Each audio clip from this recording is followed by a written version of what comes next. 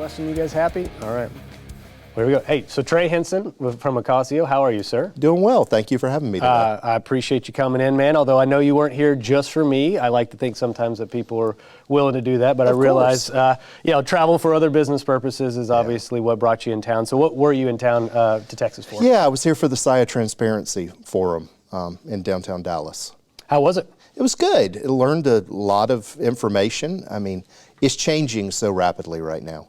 And all of the legislation, all of the amendments, all of the different things that are coming down, you have to be plugged in because it really is one of those things that overnight things can change and things can move, and it means that you may have a portal or you may not have a portal. I mean, it's crazy. Well, we were talking about this off camera, right? But there's always intentions, right? We know the intentions are good with the Transparency Act, but what is the actual real world application of this? How do you enforce it? How do you get the data?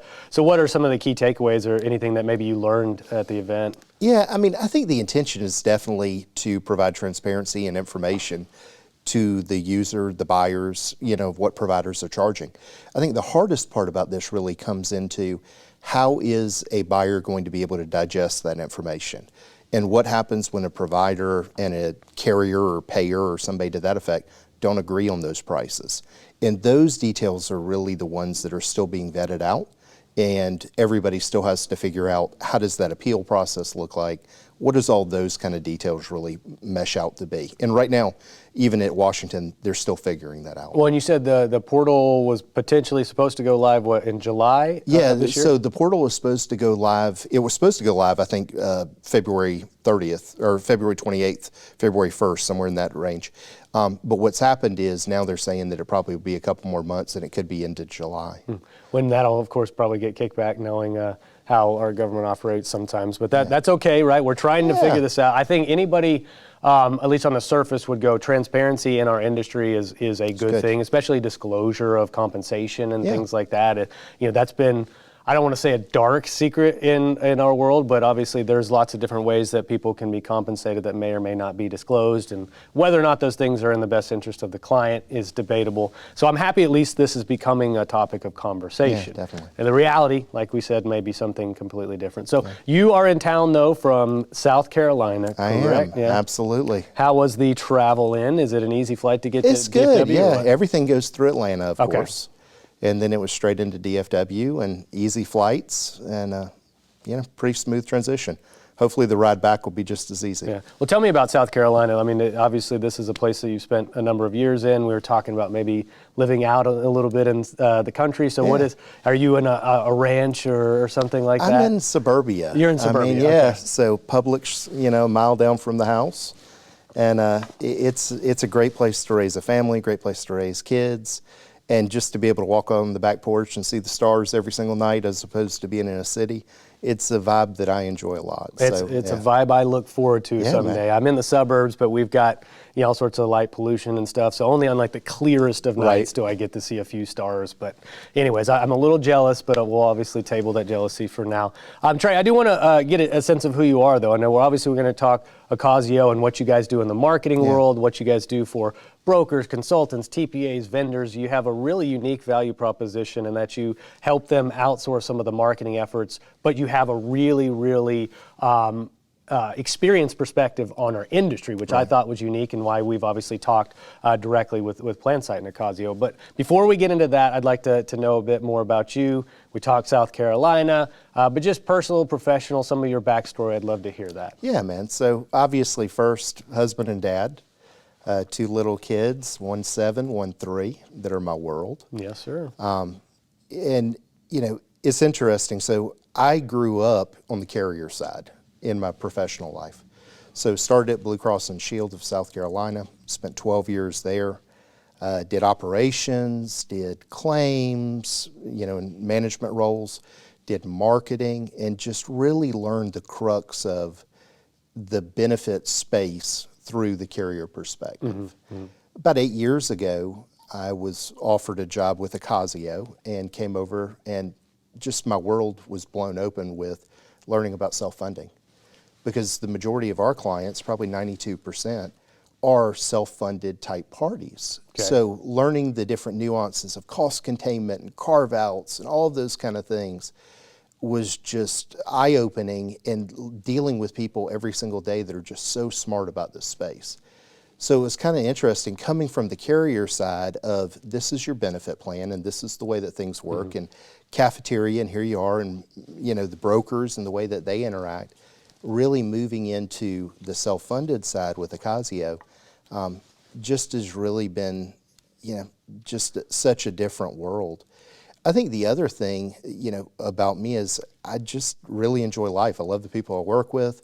We have a great team. A lot of people in the industry know Zach, who I get to work with on a daily basis. Then we have VPs of strategy and marketing, and it's fun to go to work every single day to help companies build their business. Well, I can echo that just on a personal level. Working at PlanSight and for our co-founders, David Sidrud and Steve Overton, who I know you've talked to. Yeah.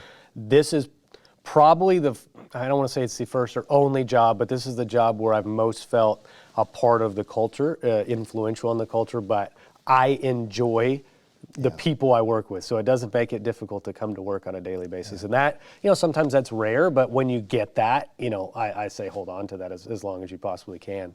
So that was your education. I am curious though, I find it fascinating that you learned self-funding, not with the Blues, but you learned self-funding with Ocozzio from, I guess, the marketing side. So there's just so many of your clients and partners are in that space that you had to learn because of the language that they were speaking, or how did that work? Well, and I knew ASO, so I had an opportunity to run the ASO business for another carrier plan when I was at Blue Cross under a little bit of an outsourcing type relationship. So I understood ASO benefits.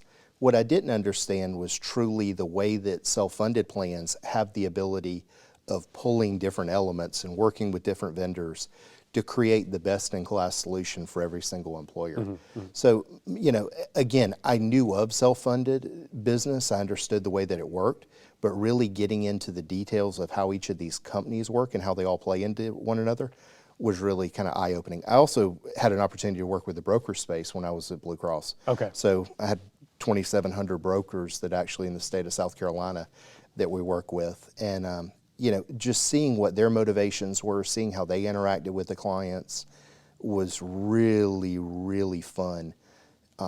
Just because you have the opportunity to figure out what makes people tick. And so many of our clients are trying to figure out what makes people tick, which is really interesting because many of our clients are selling through the broker channel, of course, and they want to engage with more brokers, but yet they're trying to figure out, as I expand into this new territory, new geography, how in the world am I going to connect with a broker that has maybe never heard of me? Yeah. So you have to use the right language, right mediums, all this kind of fun things.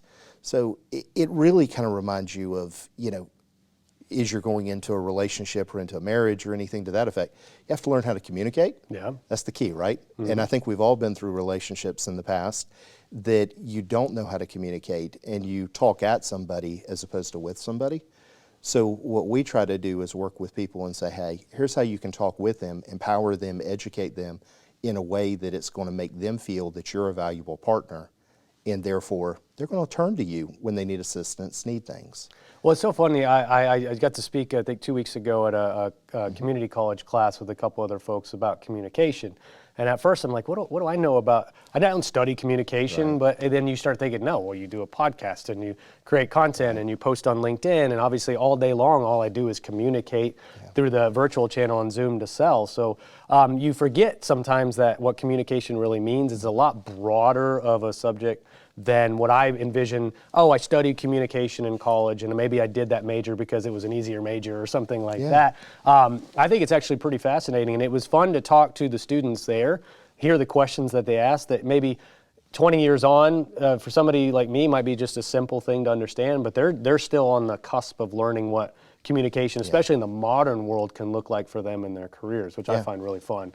Mediums like this, right? That 10 years ago, or 5 years ago, who's doing a podcast on insurance, and now there's plenty of them out there. Before we go deep into business, though, I know Zach told me a cool thing about you, and I want you to hopefully educate me. Okay. You are a bourbon fan, a connoisseur, if you will. I am a bourbon collector. A collector, definitely. okay. Have you collected them all yet? There's no collecting them all. They released too many. I think my wife would probably evict me if I tried to collect them all. But no, definitely I have. So how did you discover that this was your drink? Trial and error? Typical is I was at the University of South Carolina.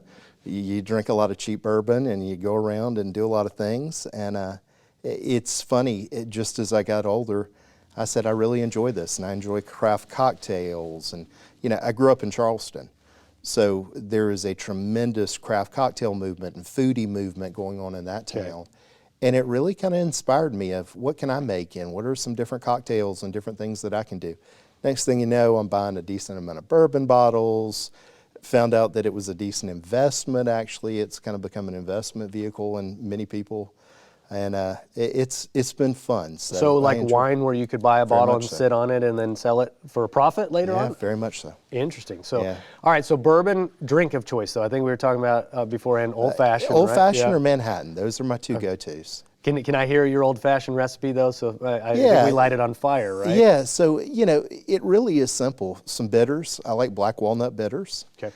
I like to take the orange and peel it and then do a little expression around it and light it on fire, or put a little smoke box on top of it and do like a smoked old-fashioned. Mm-hmm. And then put the bourbon of your choosing in it. So it really is a simple recipe. It's easy to go with, but it's quite a nice. It sounds delicious. I went to a speakeasy here in Frisco a couple months back, and speakeasy, right? But Right. They have a little cool thing where you get in a red phone booth and you call, and then the door slides open.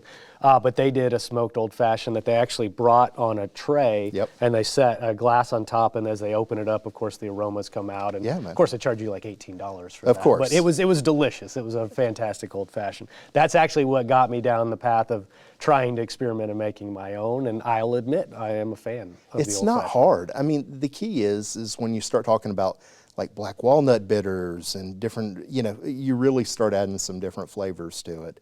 And it's been fun. My wife is into it as well. She has a good time with it. So a bunch of my friends are into bourbon. And the thing about bourbon that kind of has intrigued me is it really is not about what's in the glass. It's about the relationships that are generated. Yeah. It's about sitting around a fire pit or sitting around on the boat and talking about different things and the pours that are shared. Yep. And that really has been what's fun to me. Well, I can echo that. That's why I've started to keep, I'm not a big drinker kind of at home by myself, but I've started to keep some with me for those occasions. We were talking about kind of future, where you live. I hope one day my house contains like a smoking room, and I'm not even a big cigar guy, but some leather chairs, books, lots of wood, and you just go in there, maybe a fireplace, drink some whiskey, some bourbon. Just have good conversation, man. Yeah. That sounds like a dream for me. So let's get back on business, though. And of course, obviously, we're here to talk a little bit self-funding, Ocozzio. We were touching on what you guys do, but why don't you give me real quick that elevator pitch of it, what exactly you guys do and the value you bring? Yeah, I mean, quite simplistically, we're an outsourced marketing organization that bolts into your business. So as you look at it, there is a ton of marketing firms down the road in almost every single major city. What Ocozzio's claim to fame is that we truly understand the benefit space as good, if not better, than the majority of the people out there. Because we have the fortune of working with many of the industry leaders and learning from them on a daily basis. So, we have a team of strategists and copywriters and account representatives and videographers and all those different tenets that are designed to help a business with any of their marketing needs that they have. So as you're sitting there today, rather than hiring a couple people, you can actually work with an organization such as Ocozzio and have the ability of fulfilling all of the different marketing things and tasks that you need in a group that understands. Well, did the original business plan include the focus on the benefit space? Was that intentional? It kind of morphed, so it's interesting. Originally, the company, our chairman originally founded the organization as he was the president of a very well-known national organization. And he actually spun it off as every small company ought to have the same benefits that I had when I was the president of a much larger organization. Okay. So it originally started in some of the manufacturing industries, which is where his original focus was.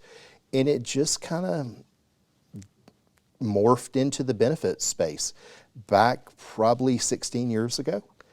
And now it's just grown leaps and bounds. And, Ocozzio was, I think when I started, we laugh about it, it was probably 12 or 13 people. And today we're over 70. Okay. So it's people that every single person there cares so much about both each other, as well as what our clients are doing and our partners. Well, it's interesting because you're probably working with companies like ours that are kind of burgeoning, right, and still earlier stages and don't have a whole marketing department themselves, or don't necessarily think they want to invest that type of money to hire in-house. Yeah. So rather than that, I guess the value proposition is outsource it. We speak your language. Obviously, there would be, I would presume, a lower price point than staffing internally. But then you have people that are turnkey, ready to speak the language, write copy, understand the environment in which we all operate in, the types of buyers and sellers. I think that really is the thing that I gravitated towards when we talked, is that how is it possible that there's a marketing company that knows the language almost as well as we do? And I think that probably separates you guys pretty well in the marketplace of competitors. We have our own problem with, like, we have QA people that test our software. Well, our QA people have to learn the benefits language, and it's hard to find folks that do QA but also understand benefits. That's kind of a very unique animal. And so you end up getting, all right, you have the QA quality assurance skill set, but now let's teach you what this benefit does and how this works and what we need to check and test. I think you guys already have that sort of built into your model if you speak the language already. Yeah, and we have a great training. Our account managers, we have directors of accounts that really plug in, and fortunately enough, they understand the space, they get it, and they train the new account managers really on that. On the copy, we do the exact same thing under a different fashion. So by going to conferences like SIA and sitting through transparency sessions, you pick up on this stuff. And healthcare benefits is so complex, and then you think about work comp and you think about some of the other ancillary functions. It really is a tough market space to expect somebody to come off the street and really be able to understand it, which is what companies are facing. It's almost impossible to get someone that can even tell you what a deductible is and an out-of-pocket. Then you start throwing in all the acronyms of MOOPs and everything else like that, and it's mind-blowing. So Ocozzio has generated a model where we help people convey that message, tell that message, plus do it in a creative way that's more fun than most inside folks would ever come with. Because, I mean, let's face it, today's society as a whole is so inundated with information. Yes. Everywhere we look, social media. I mean, it scares me a little bit, as a dad, right? Yeah. I mean, because the whole thing is, my kids are growing up where single thing they do is going to be on camera or it's going to be motioned. So I think that as we look at things, mediums like podcasts, mediums like LinkedIn, where you're truly connecting with people that want to connect with you, is going to be kind of the way of the future and the way that people are looking for digestible content. So you're finding a medium like this where you're meeting them where they are and being able to explain. And if I don't want to listen to that podcast, I'm going to skip over it. Yeah, absolutely. But I think that that's really been kind of the fun part about some of the solutions that even I've watched Ocozzio grow in and the industry grow in over the last couple of years, is people are digesting content different than they ever have before. Oh, yeah. And it's fun. So I thank you for doing this kind of thing. Well, my because pleasure. I mean, really, it's needed in the space. Well, and early on, and the reason why I started with the stop loss videos is you were talking about the language is difficult for people to comprehend, and there is no training program. I think group school is not even necessarily a common thing anymore. So, and people don't, of course, come out of college with understanding of deductibles and MOOPs and stuff. So I thought, well, maybe the main barrier to entry in the stop loss world was the jargon, the terminology that we speak, the acronyms you mentioned as well, but they have very unique language around stop loss. So if I use a whiteboard to train people on certain aspects of stop loss, unpack it a little bit, you make it where it's a less intimidating to actually dive into it, and you might pique somebody's interest. So that was the motivation, was just to take the stuff that I've learned that nobody really trained me, I had to figure out on my own, now pass along that information to somebody that might shorten the learning curve for somebody. And the beautiful thing about this and that as well was that I get people all the time that say, hey, I use your videos to train somebody. I had a guy call me the other day I've known for probably 10 years, and he said, oh, my brother-in-law got into the industry, and he goes, hey, have you heard of the Spencer Smith guy? I've been watching his videos. He's like, yeah, I worked with him. So that kind of stuff is fun, and I think it speaks to what you're saying, is that this is the way our current environment is digesting content and asking for content. So you just got to be consistent. You just got to show up. You got to make good stuff, right? It needs to be substantive. But if you do those things, this is the way we're going to start speaking to each other and selling to each other in the future. Yeah. And it's here already, actually. Well, I was about to say, I think it's here. I think that the ability to connect with people, and also people want to see a personal you. And I think that that's, you know, and I'll throw this out there. I think by putting pictures, even LinkedIn, we're seeing it now, right?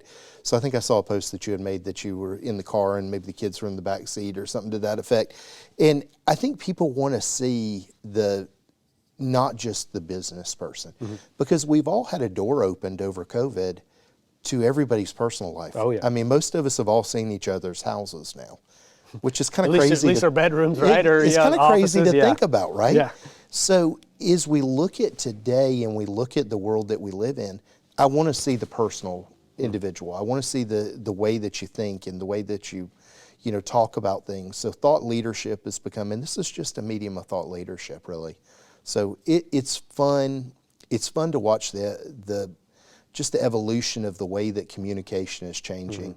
And I think that that's one of the fun things that we kind of deal with and learn from going to different conferences, is hearing so many different mediums that other people are using. This is probably the one industry that I can say that people share information so openly. They're like, hey, this is working for me. And I think a lot of that is because many of these individuals came in to this industry 40 years ago, 35 years ago, and they had to bootstrap their business and grow their business one by one. And as you look at it, they've all dealt with a lot of the same problems. So they've gone to the same meetings and they've talked to the same people over the problems that they've had. So they're willing to share with you, hey, I've not been able to get through on anybody on LinkedIn. Well, have you tried this? Have you done this? And just being able to be a sponge at this time is really, really fun. And that's what I keep telling the team.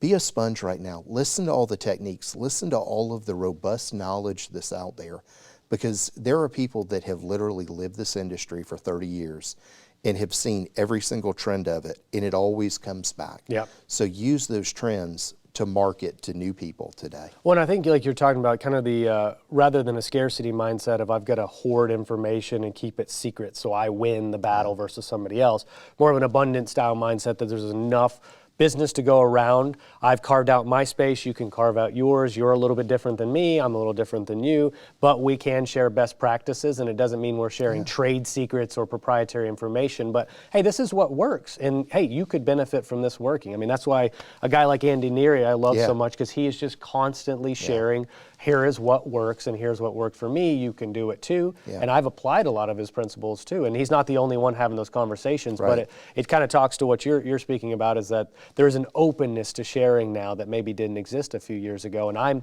I'm fortunate, a recipient of that, but also I like to try to share myself. I think one thing I've been conscious of lately is, even we talked about thought leadership, is actually sharing my value system. Like not necessarily just a personal post, but a personal post that has a purpose, or who I am, what I stand for, what I believe, so that if we do enter into a situation where we're discussing whether or not we could have a partnership, the guy on the other side of the table, what I stand for, and if we align, even if we disagree on some things, but we have sort of a core alignment of who we are, that builds trust, credibility, rapport in advance of us ever having a conversation about plan sites. So I'm all in, man. I'm all in, Trey. I want to know who I'm doing business with. I think it was yesterday, I was sitting in a meeting, and one of the hiring practices that this company uses is that, would you be willing to sit in a car ride for 5 hours with the interviewee sitting across the table? And there's something to that. Yeah. If you're going to get into business with somebody, are you going to be willing to jump in the car with them and ride on a long car ride and talk with them? Because you're going to have to do that for business purposes. You're going to have to connect with them. And I think the theory of connection and the practice of connection is really where I think, newer people into this space that didn't come from, I went to the University of South Carolina and received a degree in insurance and risk management. Like, I had a very defined You're a rare path. breed, I mean, we had a broker that, it's funny, it's one of the biggest brokerages in South Carolina, and his son was actually in my class. And he was talking about the space, and I said, that really sounds neat. I think I want to do that. And literally I went into Blue Cross and started my career there and didn't look back. I've been with 2 organizations in more than 21 years. But as you look at that, that communication and that relationship that I saw is what I heard him conveying many years ago. Yeah. I work with these clients, I care about these clients, and I help them generate the best benefit plans for their organization. And I think that that's what all of us are in this space to do. We're here to make life easier. We're here to make a very complex space simpler, and in a way that's not going to break the budget for anyone. And you know, I think that that's what the fun part about this space in general really is. Well, how has the landscape changed? Because, you know, you said 21 years in total. You spent, what, about 12 or so years at Blue Cross? 12, 13. So talk to me about kind of the shifting of perspective of being inside a carrier for all of your career up to that point. Now you get on the outside looking in, and obviously you're talking to different audiences sometimes as well. But when you're in that, I don't want to call it a bubble, but you're in that dome of Blue Cross, and then you get out. Like, how did your perception of the actual insurance industry, healthcare, change as you shifted? Well, it's funny. So I started off in government programs. So we did the Tricare for Life contract, which was military retiree coverage that, you know, works in tandem with Medicare. And I think that that was the bare bones organizational thing that I needed in my life. It taught me how to process a claim. Taught me how to talk to a beneficiary, taught me how to read files and how to write reports and things like that. And then moved into the private business. So I went from, here's your benefit plan, you're in it, to, hey, let's craft this benefit plan. So I went over to the private sector, and then we started working in small group and individual. And here's how you create plans, and here's how you do these kind of things. That was that bubble. I thought that there were 12,000 permutations of every single benefit plan, but you had 5 deductibles, and you had 10 out-of-pocket options, and you may have 2 or 4 office visit copays that you were able to use, but anything after that is coinsurance. Okay. And then the world shifted, and that was 8 years ago when I came to Ocozzio. What do you mean I can create this individual plan design and put in some kind of diabetes, you know, wrap in here, and what do you mean I can do this, and specialty drugs, we have solutions for that, and you can go offshore for that. I mean, those things were mind-blowing. I had looked at offshore medicine when I was at Blue Cross. It really, we had a actual organization, and there were 8 hospitals across the world, and I sat down and I looked at an aortic valve replacement is the one that always will stick in my mind. It was like 54 grand. And I mean, again, these prices were years ago. It's like 54 grand. But I could send you over to Bumrungrad over in Thailand, and it was 15 to 20 grand. And with that service, you're in like a 5-star resort. I actually had an opportunity to stop by and swing by and see it. It was really neat. But I think as you look at it, that was like the opening to me of self-funding, because in theory, it was that mind shift. From here's your fixed benefits to here's a benefit package that really meets your unique needs. And there's nothing against the carriers. No. I love the carriers. They taught me so many different things. And I mean, I say love, but when it comes down to it, they trained me on the foundation and the fundamentals.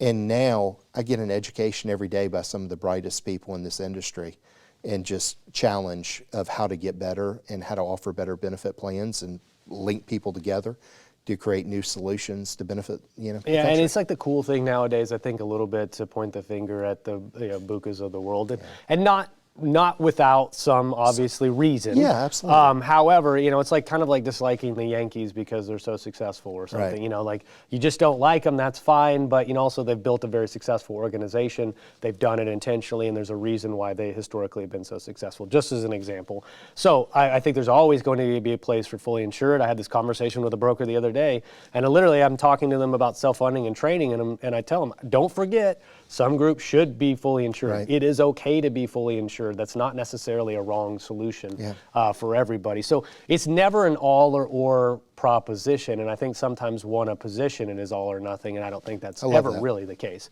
So you know, obviously spending time in the Buca world, but I want to talk to you a little bit about self-funding language in the realm of what you do today at Ocozzio. So crafting a strategy, dealing with jargon that sometimes is complex, but simplifying it in messaging, and obviously you're probably focusing on hot button words or emotional language and things like that. But talk to me about a strategy of marketing in the self-funded world. I'd love to hear that. Yeah, so I mean, the fun part about it is every single company's strategy is different, right? So the theoretical elements are going to come in. I mean, almost everybody that walks in the door says, I want to grow my business, I want to grow my broker channel, and I want to really convey all of the creativity that I have. And that's really what they walk in. They're like, here's my 3 strategies. But what they haven't thought about, and what we help them kind of identify is, yeah, you want to grow your business, but you want to grow your business in these unique sectors. And how do we use segmentation to figure out who those parties are? And how do we break that down and figure out what mediums are effective under that segmentation? So being able to sit down with them and profile that. Then also talking about, you know, what are the big differences of your organization? Because everybody says when you see one TPA, you've seen all, you know, you've seen one TPA. I mean, you know, and there's differences about all of these different companies. But fundamentally, the average user is coming in and saying, I want to buy a benefit plan that's going to save my clients money. And I also want to be able to have something that's really quality. So when they have to go to the doctor, they're going to be covered. So we make sure that that fundamental message is covered. But then take the differentiators, because that's table stakes, then take the differentiators that say, yeah, and here's the deal. We're going to answer every single one of your calls within 12 seconds. We're going to talk with you, and you actually can pick up the phone and call the CEO of the organization and talk with them when you have a benefit plan issue. We're going to put in a solution that we've never even thought about on a PBM that you've never even heard of and wrap them into this plan and create a better outcome for your members. You have an X percentage population of diabetics, we're going to take care of them. We're going to integrate in your business. So taking those differentiators and highlighting those under a means or medium that really makes sense to people. So many people want to come up with a 50-page slide deck. We help them boil it down to 10. We help them boil it down to a placemat so they can have a conversation as opposed to do a presentation. Yeah. And I think that that's some of the strategies. You know, there's tactics obviously in there, but the strategies are figure a way to communicate with people in a better way so they get to know you, they get to know your differentiators, because everybody else that's walking in the door is going to tell them that we're processing your benefits better than anybody. Yep. We're going to come up with creative options. Show me really what's different. And our team is masterful at that. Well, so medium-wise, you know, I've said this a couple of times recently, medium is the message that Eric Silverman talked at the U-Powered Benefits conference the other day, and he utilized that on a slide, and I think it clicked with me. I get what he means by that. But so in terms of medium for you guys, we talk social media, we talk perhaps placemats or things like that, but talk to me maybe a couple of the most effective outlets for communicating these types of messages for you guys. Video. Video. Okay. I mean, the amount of people that are digesting content today on video, they're going to watch a video for 6 seconds, 10 seconds. They may even give you 15 seconds. They're not going to give you that long when it comes to pieces in front of them. When you send a piece, make it personal, make it something that actually is going to come out to them. You know, we use a sales box, and it's something that we'll send out. It's got a personal note in it. It has an item in it, and it's completely branded for Ocozzio. That's something that people go ship directly to their door. They're like, hey, thank you for thinking about me. Very cool. It's very personal. So video, personalized sales gifts, and just going back to personal marketing collateral. I think often you take something and you pull it out of your trunk and you go and say, here you go, this is really what you need. But in all reality, if you can customize and personalize something to someone, they're going to be much more apt to read it because, I mean, they're going to look at their own stuff. And I think if you can put the testimonials that are applicable to their needs in it, if you can talk about the industries and have pictures of things that are very similar to them, it's going to open their eyes to say, hey, this feels comfortable. Let me open this up. Yeah, and it really is just like, what is that initial hook that gets them to actually stop and look, you know, because we're all scrolling. Even LinkedIn, unfortunately, has the scrolling effect where it's just like, you just bypass content, and if it doesn't get you, and instantaneously you move on from it, which is a struggle.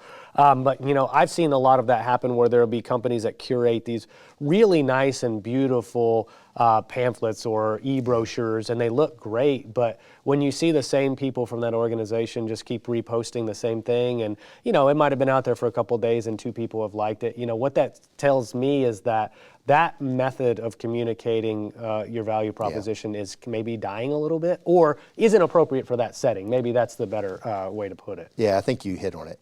Not all mediums are made for everything. Yeah. And I think that, we often think we can take a brochure or take a flyer and post it on the LinkedIn and it's going to create this giant stir. In all reality, people don't want to click on a PDF embedded within LinkedIn unless it's going to give them some value. Now, if you're creating some kind of riveting stat that they can use and they can leverage, then I may click on it. But if you're just talking in general terms and trying to put a bunch of things, people's attention spans are different. And candidly, they'd much rather look at everything else that's on LinkedIn than that. 1 in 4 to 1 in 6 ads now in my feed, I was looking at this recently, is an ad, is a sponsored post. That's crazy. I mean, I've been on LinkedIn a long, long time. It used to not be like that. But now what we're seeing is those sponsor posts are coming in there. And I can tell you, we use sponsor posts. They're an extremely effective medium. But what's happening is it's somewhat desensitizing people in reading every post. Well, and that's why we were talking earlier about this, communicating value system. You talked about maybe seeing a picture of family and things like that. I actually did a video a couple months back where I went back and looked at my top categories for posts. Personal by far and away. And it was just, for me, it was kind of that proof of concept. And so personal to me means there's a message that underlies a picture. Why did I include that picture? That may be the thing that gets somebody to stop, the medium, but the message itself that I want hopefully somebody to click and deliver. And the reason why I think it's worked so well is exactly what you're describing, is if my feed is just full of maybe sponsored posts, but something catches my eye that's a little bit different and I stop. It's the antithesis of what people maybe are being inundated with right now. And so I'm testing these things as I go, but I'm collecting the data and I'm finding what works. And I do think people, like you said, want to know who they're doing business with. If the line is blurred between work and home, or even your office and your home, then why not be a little bit more personal in that setting, but still have it relate to what you actually do as a professional as well. So that's my 10-second diatribe. I think you're nailing it. And people are looking for something in a world like we're in today somewhat. People are looking for something refreshing. They're looking for something different. And I think that the more that you can do something outside the box, the more that you can do something from a sales standpoint. You need branding. You need to post your logos. You need to sponsor things. You need to do all those things, right? That's somewhat table stakes. But what you also have to do is those different things, like you're saying. Post a picture of your family every now and then.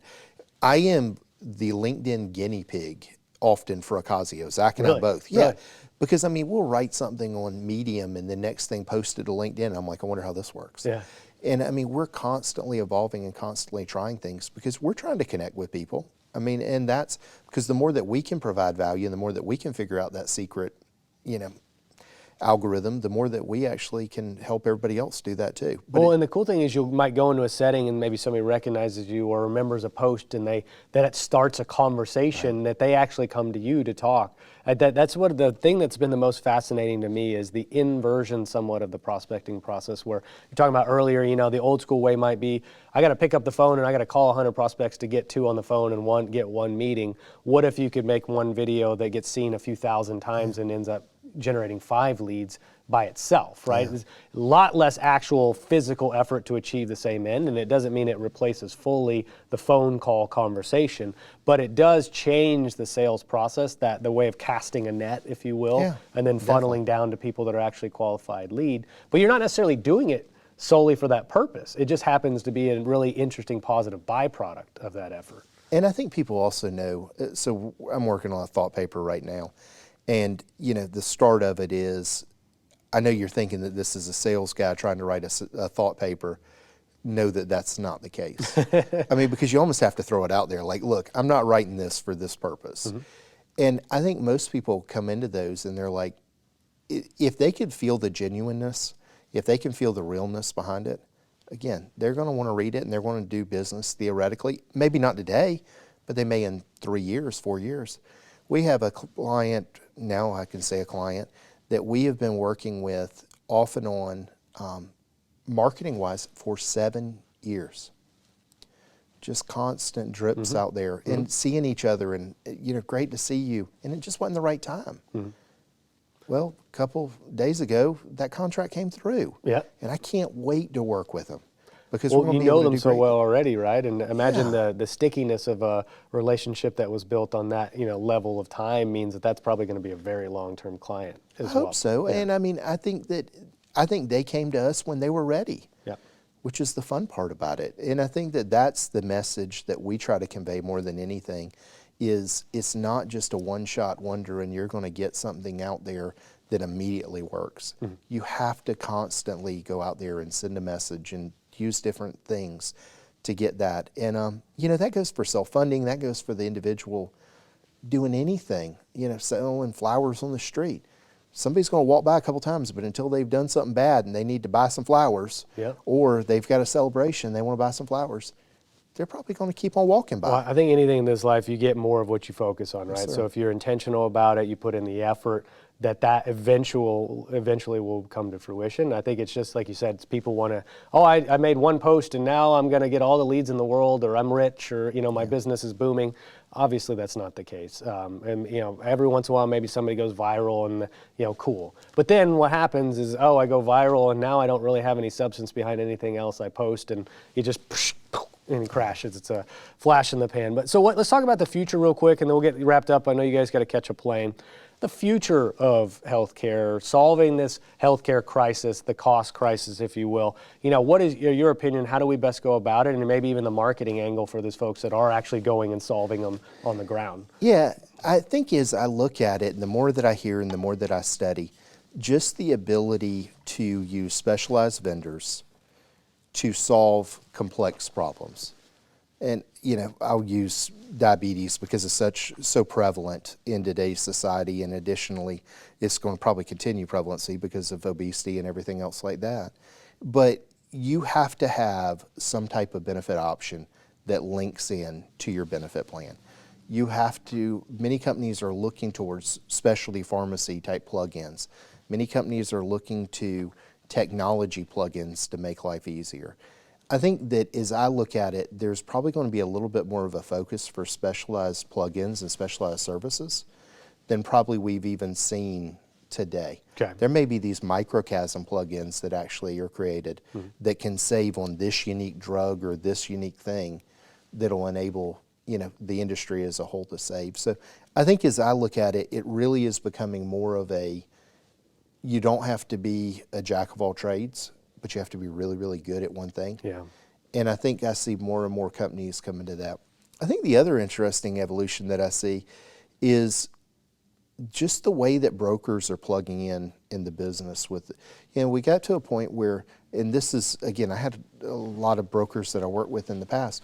We got to the point that often that broker would come by and, a couple times a year would stop by a group and say, hey, here's how everything's going. How's everything, working for you?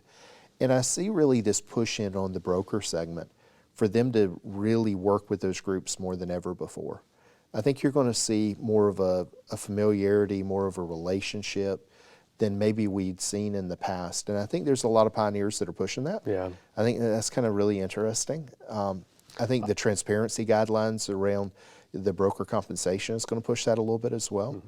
And I think more and more people are going to try to connect with the audiences and connect with their unique groups from a broker perspective, which therefore from the self-funding perspective means that broker is going to be more aware and more interested for the TPAs and other vendors associated with that space on new plan benefit options, new things that they can try, new things that they can do to really create.